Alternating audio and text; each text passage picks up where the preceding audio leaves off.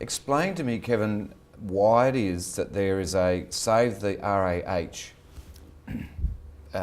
political party? Is that what I saw? Well, look, it is, and look, I don't begrudge legitimate emotional attachment to an old piece of infrastructure in a place where many of these doctors have spent their lives, their careers. But in government, you've got to make unemotional decisions. You've got to make sensible, pragmatic, objective decisions on what is the best infrastructure going forward. Now, make no mistake about it, the Save the RAH is a political party with close links to the Liberal Party. You only have to look at the first advert that Isabel Redmond brought down, and there is Ken Rowland, the Mayor of Holfast Bay, a prominent Liberal, prominent member of the Save the RAH campaign, featuring in her adverts. Unfortunately, I'm not saying that there aren't legitimate concerns and emotions of some, but there's also a lot of politics in the RAH issue. Now, speaking of adding red tape, what about the green energy ratings that has been muted? They're Queensland, ACT. Have you plans of adding red tape in that space? Well, look, there is a lot of pressure on governments, and it's not just, it's not sort of the green movement. People's concern about the environment has now reached a level where it's in contemporary society, that it doesn't, you're not some sort of long-haired greenie hugging a tree that supports this stuff. This is mainstream society, mainstream middle-class Australia, that are becoming incredibly aware and wanting their governments to push an agenda of renewable energy. And we're doing it in this state. We've got the majority of Australia's wind energy generated here in South Australia. So it is a natural progression that houses will be required to meet a higher energy standard. Ultimately, that is good for the environment, and it's cheaper for the taxpayer, who will pay less in energy bills than they otherwise would have paid. More specifically, Kevin, the proposal for established properties being resold, for the energy rating to have to go with that sale. Is there anything on the horizon for that? Well, that issue's been raised, but the government's made no decision on that matter at all.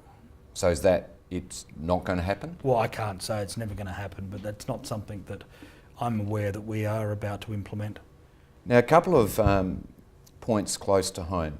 The amendments to the Land and Business Sale and Conveyancing Act are in for review at the moment. A number of issues have been raised by the real estate industry.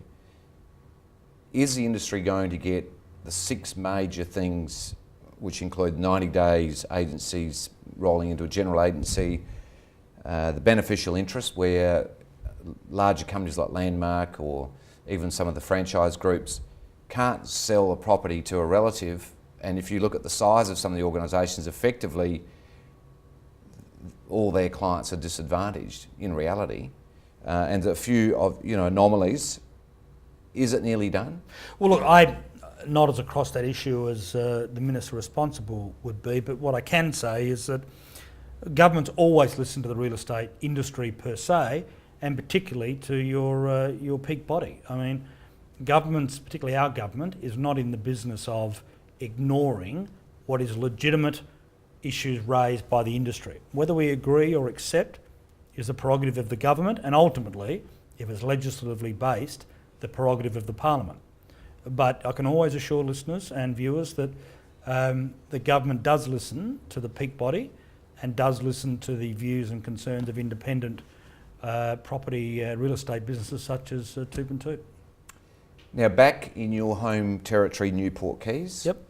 What on earth is happening down there? Well, look, it's an exciting development, but it's also embryonic. And, other than Glenelg, there's been no other attempt to put high density and water and change the traditional nature of housing in a particular community. Now, it is happening, it is moving. We've had to deal with issues with the council, but we've got some master plans now for what's called Crookshanks Corner. We need to improve the amenity on offer to residents.